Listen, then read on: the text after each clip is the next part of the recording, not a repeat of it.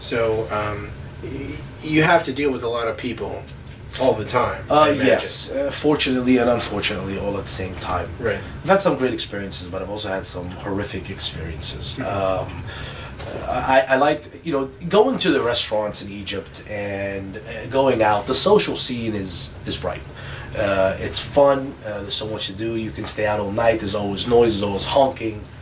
Things to do. People to look at.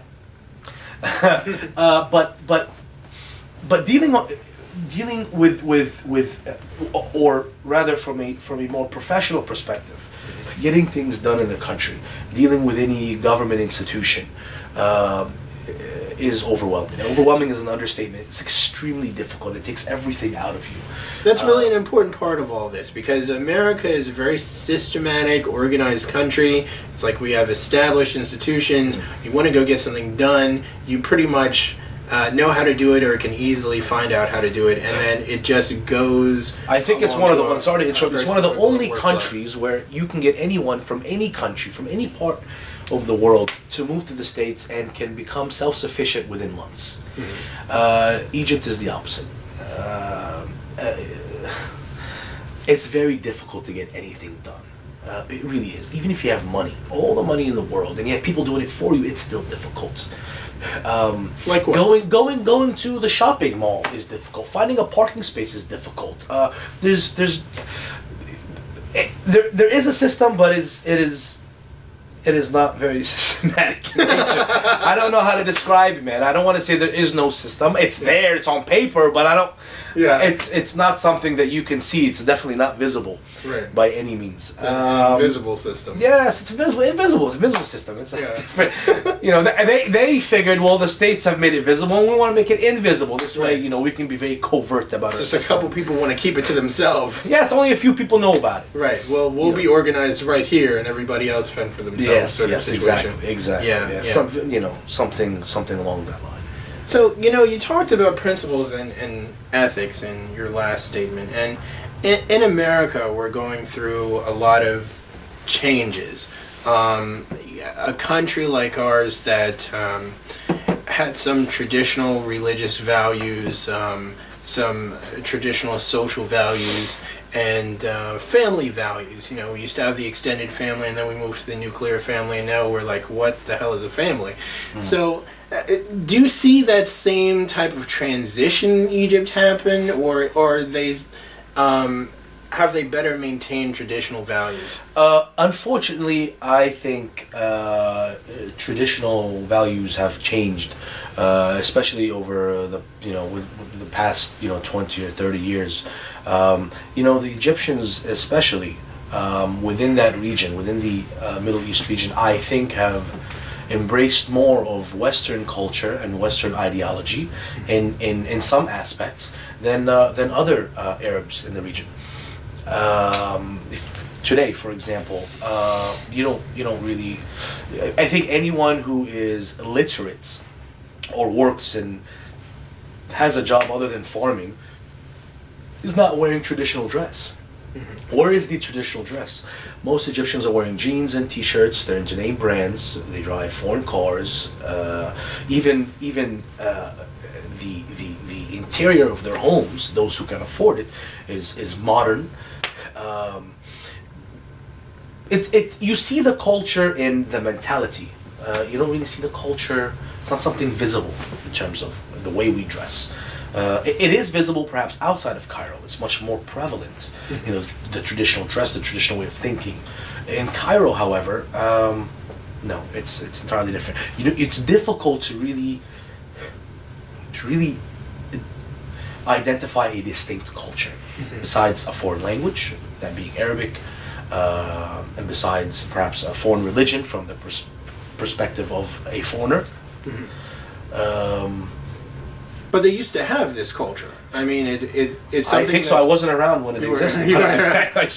I presume. I'm pretty sure I read it in some sort of history book or his story. It's kind of disappointing. You can find people today, South Asians who've come to the States, and they still they are adamant about wearing their traditional dress. You'll find even people of in Africa, West Africa, Central Africa, when they come to the States, they still preserve their tradition. Some Asians and so on and so forth. Even other Arabs in the Middle East tend to still hold on to their traditional dress and their that ancient culture that they've had for hundreds, if not thousands of years.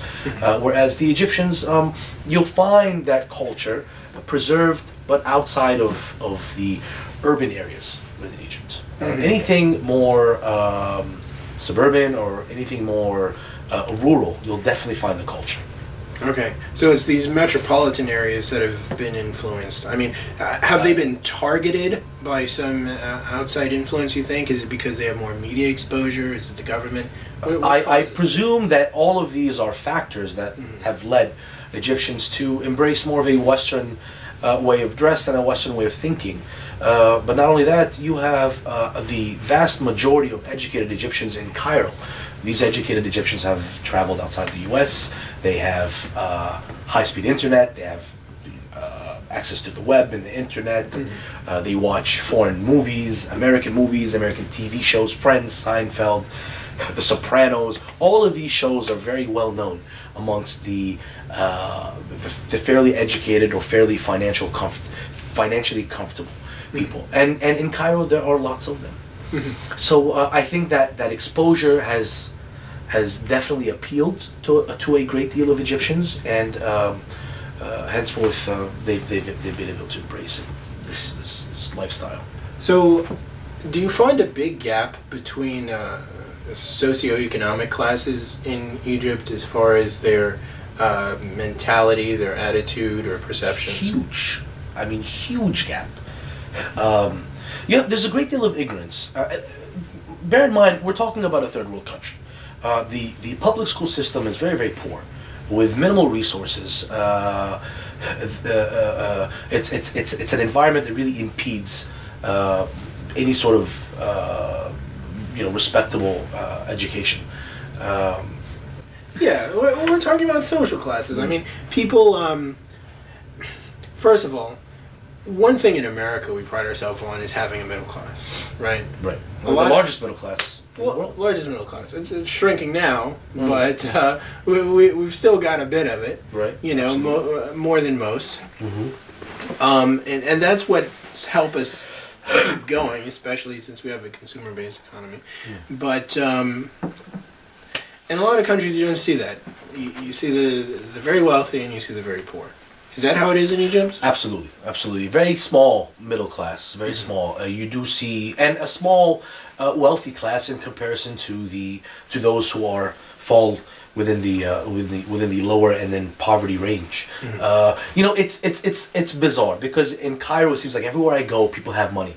People are driving very expensive cars, and with tariffs and customs, cars are much more expensive in Egypt than they are in the States. Housing is not cheap in comparison to the average income. Clothing, food, everything is relatively expensive. Many Egyptians, I mean those that I was exposed to, have a number of homes. They have vacation homes, and more than one. They have a getaway home somewhere else in Cairo. Then they have an apartment or two or three, or maybe perhaps an entire building in Cairo. So it appears that so many people are wealthy in Egypt. And there are many wealthy, but mind you, it really depends on which city you live in. I lived in Maadi, and if I were to leave Maadi, I would go to another city like Masr Gedida or the Fifth Settlement, and these are areas with predominantly financially comfortable families and people, and it's like you're more exposed. You're more exposed to the wealth. Outside of, and there are many towns, many neighborhoods that are extremely impoverished in Cairo. Outside of Cairo, I think you would be able to, being a foreigner, really identify the poverty. Right. So, I imagine that the influences that you mentioned, high-speed internet, access to the web, Yes. American movies, American songs. going to the mall and buying, Guess jeans and Tommy Hilfiger sweaters. Oh, it's all about the Hilfiger. It's all about the Burberry. It's all about the the Hugo, and it's all about all the expensive name brands. Right. And even if they're not that expensive here, they are expensive in Egypt. Right. So, without a doubt. A lot of those things are superficial, but obviously they affect the core values of people. They do. Do you find amongst the less affluent classes that they have the same types of influences, or at least to the same extent? They've been influenced. They've been influenced, but in different ways. How are they influenced? They're influenced when they hear about something called Facebook, and they can keep in touch with people that are far away, not within close proximity. Things of that sort. In terms of dress, in terms of culture, in terms of tradition, they still hold very dear. Mm-hmm. It's sort of a double-edged sword. Even with those who are quote-unquote open-minded in Cairo, when they want to hold on to tradition, they definitely do, and when they want to embrace a more open mind, they do as well. Right. Okay. If that makes any sense. Yeah. Well, Egypt is certainly in a transition period, considering this revolution, and I hope they're in a transition period. It doesn't seem like much has changed. But. Right. Not much has changed, really. Your type of government has changed. The people in power have changed.